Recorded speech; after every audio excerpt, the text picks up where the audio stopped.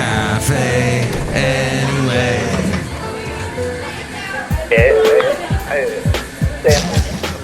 Mike's Daily Podcast. FF episode 1975, 1975. 1975. I think I remember that year. That was Mike's Daily Podcast. Gerald Ford. And Gerald Ford ran against Carter. No, that was 76. I don't know. Hey. I wasn't even born. I wasn't even a zygote. Half of me was in my mom and half was in my dad. Who the hell is that talking? Oh, kids, don't say hell in front of your parents. Because this show is for kids. Hey, that's lovely lady friend showing up. Mike's Daily Podcast. And this is the show called Mike's Daily Podcast. And this show today will be called Rebut. Oh. Mike's What?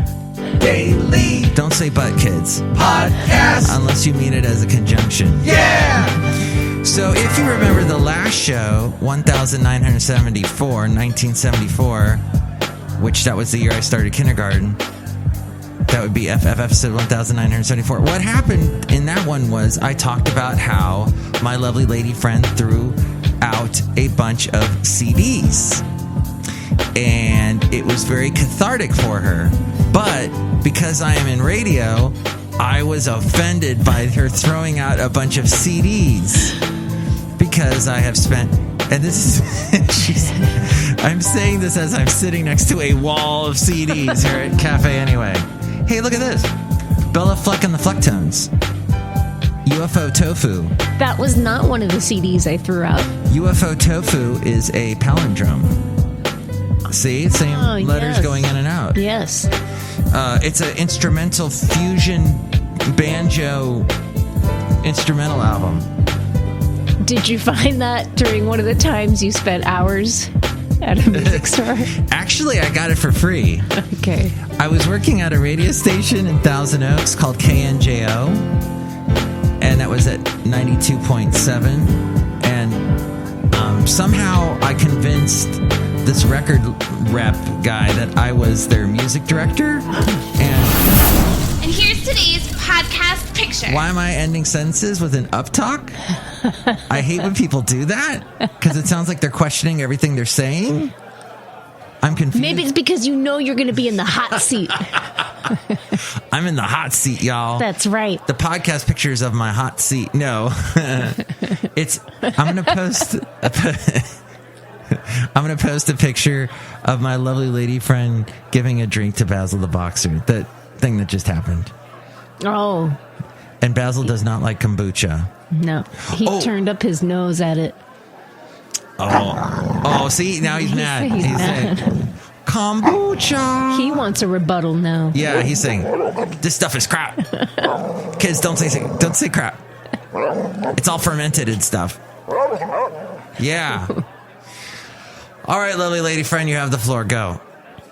Oh, wait, no, that's it? No other introduction? No context? Okay, lovely lady friend had a storage unit, and she said, I need to empty this now because it's costing me $80+ a month, and I need to save money. And I said in the last podcast that was smart of her to do that. So, okay.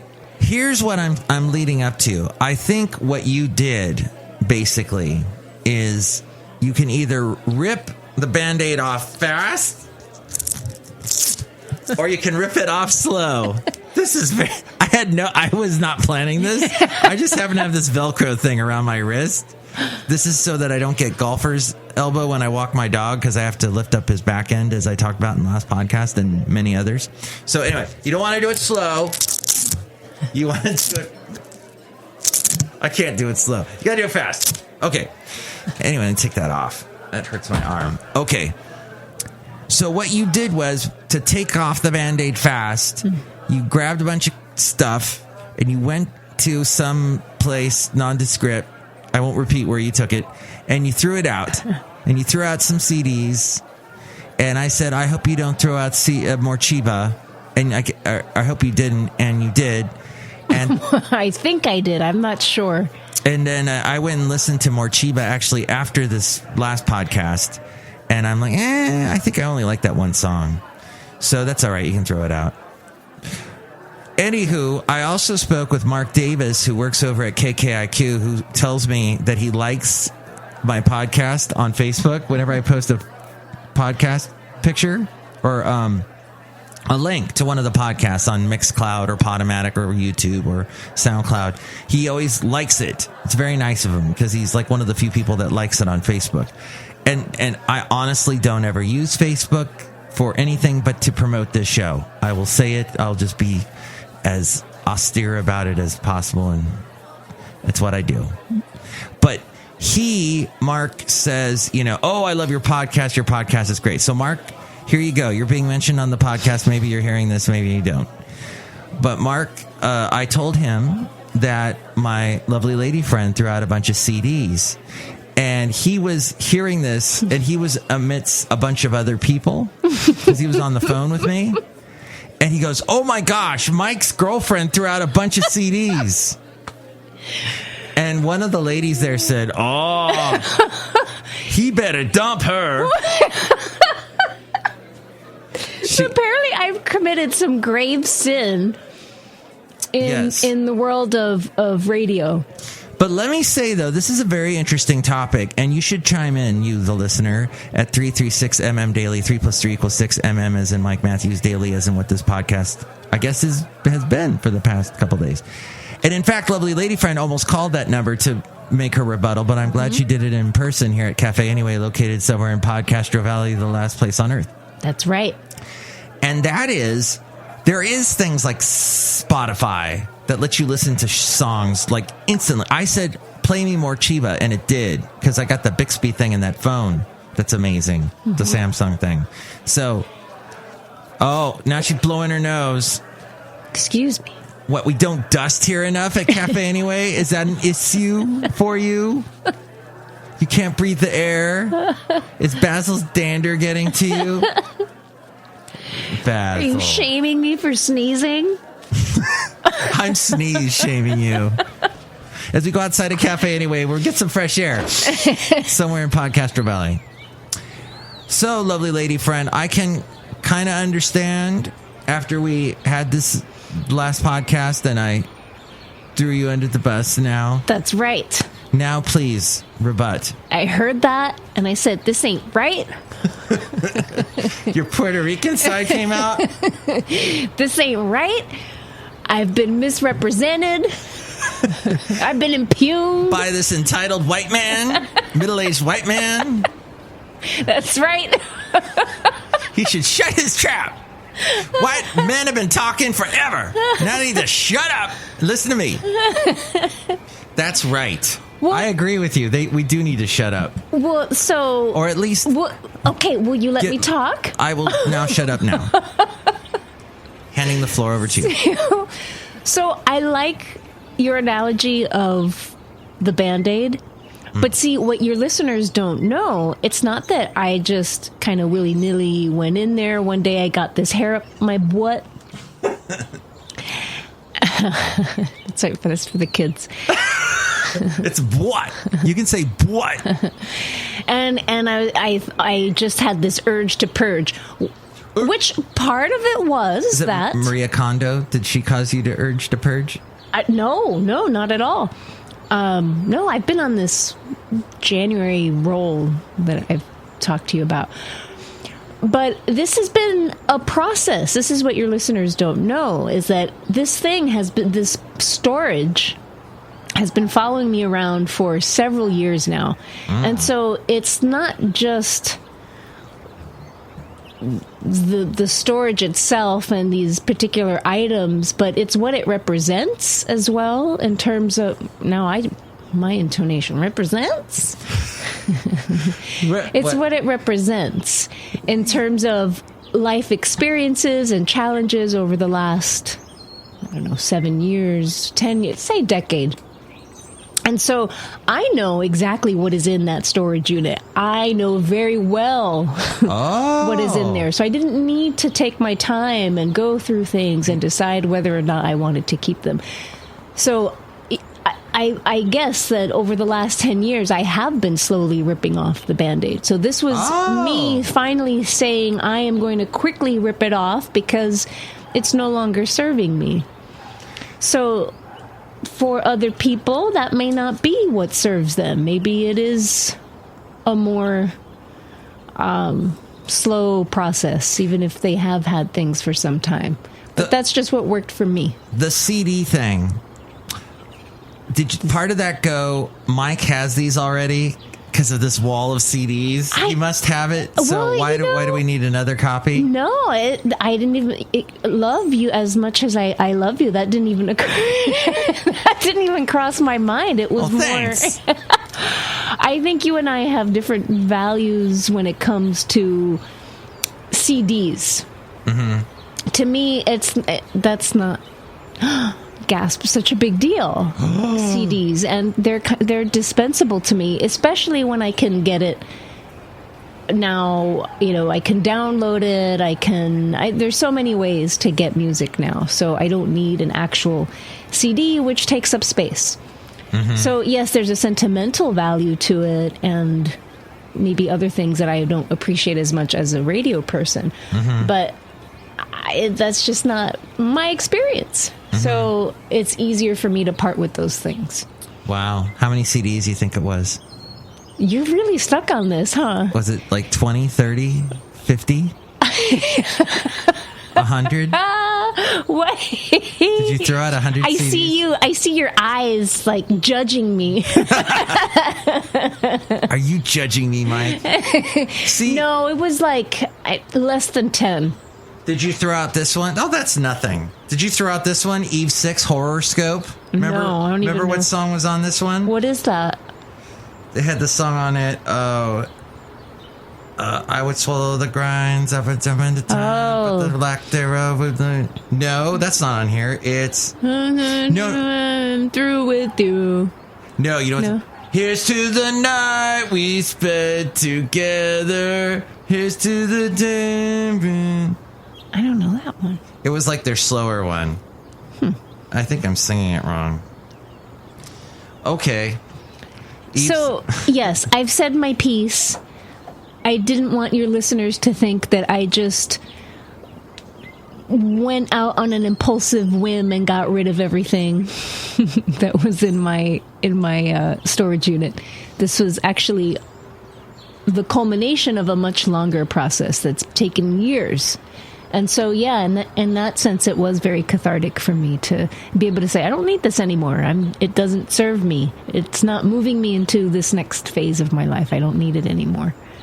This is such an important podcast because this is everything everybody's talking about now. And they did this last year when Maria Kondo came out. And Netflix was brilliant bringing her out at the beginning of the year because everybody's thinking about cleaning out everything. Or did they bring it out around spring cleaning time? But at any rate, people, I think, either then or at the beginning of the year are thinking, I need to make a change. Look at all this clutter.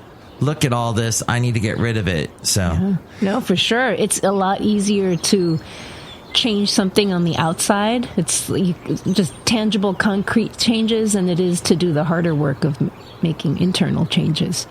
So it's easier to start with the external stuff. Bleep. You got bleeped. You were served. Sorry. So what I was going to say was the internal stuff, is more difficult. And that stuff you need to write down. Like you and I on New Year's Eve wrote down, now you don't like to say resolutions, you like to say intentions. Yes. And one of my intentions was I need to make firmer boundaries because as a manager, my underlings, my minions, the people that work for me they think I'm very accessible and they will bug me day and night. And it's gotten to the point, as my lovely lady friend will tell you, that I have no weekend. They call me on the weekend. In fact, I got an email from someone at work today complaining about something and in a situation I can't fix right now. I can't fix on the weekend. And yet it's something, and it kind of also ruins my weekend because I think about the fact that I got to work on that on Monday. That's something else I got to do, but there it is. I work in a business that's 24 hours a day. No, I'm not a fireman. I'm not a policeman. I don't keep an eye on the bridges, the tolls. I'm in radio. Where was I going? Oh, yeah, people call me and bug me too much. And I've been trying to push back and tell people, hey, it's not cool. 5:57 in the morning, that is not cool to text me. Firmer boundaries. Firmer boundaries. I'm just, because, as you know, we are both nice people, and we're friendly and kind, and I think we sometimes let people just take advantage of that, and that irks me to no end. So, boundaries. Yes, I'm with you on that one. I'm working on that one too. That's right. Well, boundaries. You're doing a good job. Thank you, love. So saying goodbye. So are you. Saying goodbye to things. I think it's very fascinating. We had a discussion before we started recording this wonderful podcast. And if you like this podcast, tell everybody. Go to MikesDailyPodcast.com. You can tell them about that website. And there's a zillion places to listen to the show. Spotify, Mixcloud, YouTube. And she's guzzling kombucha as we speak, just putting it down. Can you hear me gulping? Gulp, gulp. There's a microphone on you. Of course we can hear you. Sorry. You can edit that out, though, right? No. Don't tell me to. Nobody tells me to edit anything, ever. This is my show. You can tell me to edit. Is it going to be edited? This is my show. I'm an entitled white man. Goodness. Listen. Oh, we have much work, love. Your gulping is sweet. Thank you. Yes. So what I was saying was grief. Grief. Okay. Well, we're talking about goodbyes, right? And before we said goodbye to CDs and goodbye to stuff you had the urge to purge. I was reading you something. This guy, he sent you. Well, let's just say some of your mail has come to my house, and because you are a therapist, you get a lot of seminars. You could be in the seminar, save $100 just for you, and it's because people in your field are constantly learning things. And this guy says that there's the 6th stage of grief, which I didn't know. I don't know what the stages of grief are. I've gone through grief, and I didn't really count what they were, but he said something about healing occurs when grief gets smaller, healing occurs not when healing. I'm going to edit this. No, I'm not. Healing occurs not when grief gets smaller, but when life gets bigger. And this is in bold letters as compared to the rest of this paragraph, which I didn't even read. But yes, so he said, this led to the discovery of the 6th stage of grief, finding meaning. But you're saying there are no stages to grief because we all go through it differently. There's all kinds of different. And the stages of grief was, who came up with that? Do you want boring details? You said something about a hospice? Somebody helping with hospice? Elizabeth Kubler-Ross. Wow, she just pulled that out. Isn't that hot? That's hot therapy talk. Hot. Stop it. Elizabeth Kubler-Ross? Yes. And she did a lot of work on death and dying, and she worked with... she did hospice work, essentially working with people who were dying and with their families. And so she developed this framework to understand the grief process within the context of hospice work. But it's since been used as a framework to understand grief in general for all kinds of things. And that's kind of a misnomer. So that's my bone to pick with it, is that, oh God, I did that again. Bone to pick with it? I didn't even, the up-talk that you do. What's going on? I don't even notice you're up-talking. You're up-speaking. I notice it. See, we're too, you know what? Self-monitoring. This is my tip to you. Don't do this show with your headphones on. Why? This is, okay. In radio, people have to wear headphones because when you are doing a show. Actually, when you're doing a music show, you're usually mixing the music underneath you, so you've got to hear what's happening in real time because you've got the volume control and talk people doing talk radio, they need to hear it because they're also listening for cues from the producer, like when they're going to commercial. But really, you don't even need headphones. You could just talk into the microphone and be yourself. Because I think headphones manipulate people's. They're giving the biofeedback back to themselves, the audio feedback into their ears, going, I need to modulate my voice now. Mm-hmm. Okay, enough of that. That was my little side tip to your grief tip and exploration of grief. All right, well, so everybody says goodbye to things and people. Yeah. In different ways. Well, I mean, if you think about it, grief is not just bereavement, losing someone. I mean, that's the most common example of grief that comes to mind. But we go through loss on a daily basis. Mm-hmm. If you think about it in terms of a disappointment, a disillusion, it could be a loss of an actual object. It could be a transition. It could be a job loss. It could be loss of health. It could be loss of a relationship. I mean, there's all kinds of examples of grief. Hair too, absolutely. Yeah. Do you know what I noticed today? You probably noticed this, although I haven't worn shorts in a while. I'm losing hair on my legs. Really? Yeah. Let's see. Okay. This isn't going to work on an audio podcast, but see how smooth this part is? And the other side, as I knock the microphone, it's got hair on it. Wow. My legs used to be so hairy. I am not shaving these. The hair is falling out of my legs. Well, maybe. I'm turning into a woman. Do you want this problem? You want this problem? I would love that problem. However, I think maybe you should ask your doctor if that's normal. I've never heard of leg hair loss that wasn't caused by like shaving or what do you call it? Waxing or depilator electrolysis or yeah. Why is Mike losing hair on his legs? 336 Daily. Yeah, if anybody out there has experienced something like that, let us know. I mean, there is hair there, but it's like sparse compared to the other side of the leg. I do see it. Yeah. It's noticeable. 336 as in Mike Matthews, Daily as in what this podcast is. And it's 3 + 3 = 6. That's how people can remember it. The 336 area code. That's how I remembered it today. All right. Hey, there's some people outside of Cafe Anyway. Shall we say hi to them? Let's see. Hello, Mike Matthews. It's Chely Shoehart. Hello, lovely lady friend. Hi, Chely. I'm the gift shop supervisor. How you doing? I'm doing pretty good. You guys are talking about loss today. Yeah.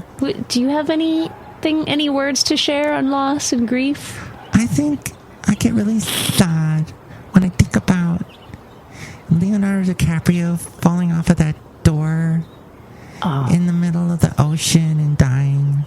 That's like really sad. Yeah. You're not alone, Chely. You and Stormy Phoenix were having a conversation. Stormy Phoenix has also been on the show. Yes. You were having this conversation about in the movie Titanic when Leonardo let go of the door. And actually, were you guys talking about how they could both have fit on the door, or what was that all about? They could have taken turns. Yeah. So, what do you think about that, Chely? I don't know. I mean, I think he did it for love. Okay. And like Matthews, you are an entitled white man. Thank you. Hey, Chely, would you do that for love? Would you get an ice cold water for your sweetheart?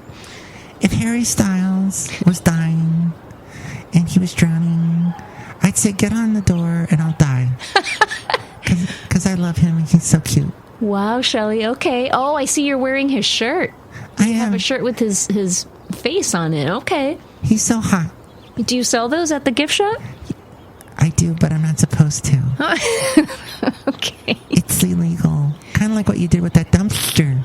So, Chely, we won't go there. And the CDs. Mike Matthews? Yes, Chely? CDs are like so old man. Nobody has CDs except old men. Really? You're saying I'm an old man? Yes, Mike Matthews. So I guess if the shoe fits.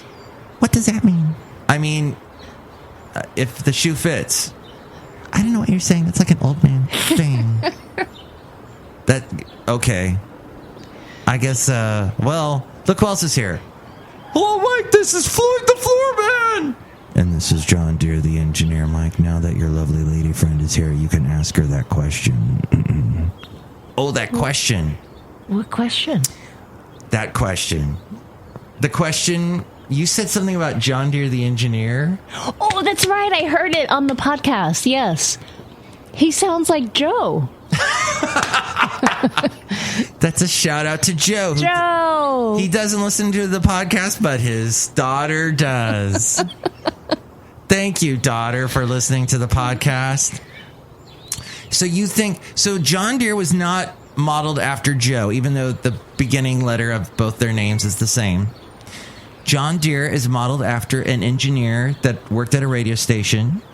And I actually worked with him for like 20 years because he was at one station, the first station I ever worked at, who actually was the first person to tell me not to be careful of headphones, because he warned me, you'll lose your hearing and it'll change. You'll actually sound better as a DJ if you don't use your headphones that much. But he sounded like that, like John Deere. He had that kind of voice. Oh, can I tell a really quick story about John Deere, the actual John Deere? What if I say no? Actually, John Deere may or may not have been modeled after J.D. Strahler. That's a German name. Strahler. So, J.D. had to lightning struck the K-Hay transmitter in Ventura, California during the really bad storm in the early 2000s. I forget exactly what year that was. It was such a bad storm, so much rain came down in Southern California that La Conchita, that area that you drive through, it's right next to the ocean. It's this big cliff goes right next to this town. And a piece of the cliff came down and killed all these people in La Conchita. It was so much water came down. And it's usually a beautiful, peaceful little paradise of an area, and this horrible tragedy happened there. This guy with the Wallet family, his family completely wiped out. I remember the Wallet family because of his last name, but it was a terrible thing. Well, all this rain came down, and there was terrible lightning, and it struck the transmitter that K-Hay had, the country station I worked for 11 years, and took it off the air. And JD had to go up there in the rain, and they just have dirt roads going up to these transmitters. The things engineers do in radio are insane. And not the one, yes. Not that engineer that we both know, but other engineers. So JD he basically had to stop driving because he wasn't getting any traction. He had to walk the rest of the way. And there was poison oak. The poison oak was mixing with the flood water and the mud, and he had horrific poison oak on his legs after this. Oh, God, I hope he got a bonus for doing that. And he was so stressed out, and I remember that we had a big company meeting after all of this, and it was a pizza party, a pizza lunch party at Round Table Pizza, and he goes... And the head of the company goes, and let's hear it for J.D. Strahler for doing such a great job. And J.D. Strahler got up and he basically started to cry. He said, "This has been the most stressful time of my life." Oh, no. He's like, screw the accolades. Like, what are you going to do for me? Yeah. Like, I don't want to hear a good job. I want a brand new car and house. I want lots of money. So anyway, did you do any of that, John Deere, the engineer? No, my name is really Joe. Okay. Who's Joe? Joe's a nice guy. He likes 80s music. Mm-hmm. Okay. Well, I think this is the longest podcast I've ever done. This was a lot of fun, love. Thank you for letting me vindicate myself. Anything else you want to get off your chest? No. Okay. Not for now. All right. The urge to purge. urge to purge. It's real. Thank you for your wonderful rebuttal. Thank welcome. you. Thank you. You're welcome anytime. And we had a great time with you. And next show we'll have Benita, the Disgruntled Fiddle Player, and the Brewmaster. And you can give me your rebuttal to my lovely lady friend's rebuttal, 336MM Daily. 3 + 3 = 6 MM as in Mike Matthews Daily as in what this podcast is. Be careful of poison oak infused mud. That's a, yeah. Terrible. Mike's Daily Podcast is written and produced and performed by Mike Matthews. His podcast is super easy to find. Download or listen to his show and read his blog at MikesDailyPodcast.com. Email Mike now at MikesDailyPodcast@gmail.com. See you tomorrow. Bye!